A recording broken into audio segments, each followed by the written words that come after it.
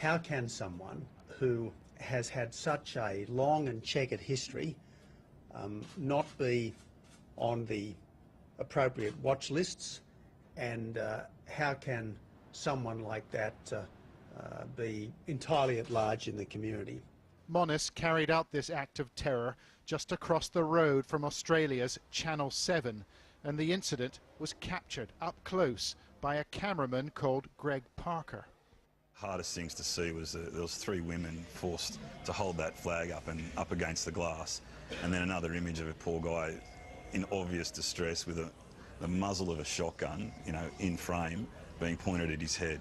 And that was the first time we'd seen a clear threatening pose that the gun was pointed at the bloke's head. The newsroom had been evacuated, except for Mr. Parker, his cameras and a police sniper. Every time hostages escaped, we were cheering, high-fiving almost. It was awesome to see, but then the longer it went on, the lights went off, signs weren't looking good.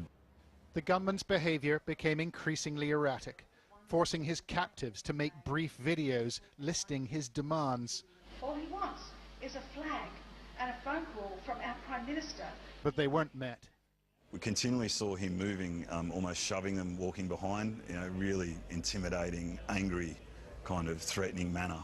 It was just horrible to see. Just after 2 a.m, 6 hostages made a run for it. Then the police heard a shot inside. We heard a shot. He confirmed hostage down, window 2. 6 seconds later, we saw the Special Forces guys breach.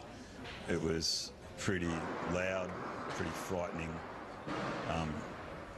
It's like nothing I've ever seen before, ever.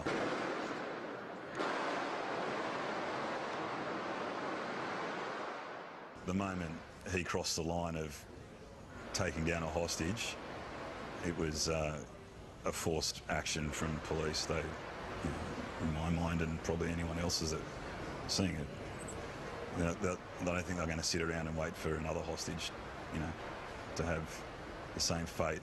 And then to see the way they sort of went in with sort of no fear for their own safety to get people out, I'm never going to forget that. When the smoke cleared, man Haron Monis lay dead, as did 2 of his victims, Katrina Dawson, a barrister and mother of 3, and the cafe manager, Tori Johnson, who reportedly tried to seize the gunman's weapon in the final moments. The authorities said tonight it was an isolated incident, but this 16-hour siege has shocked the nation.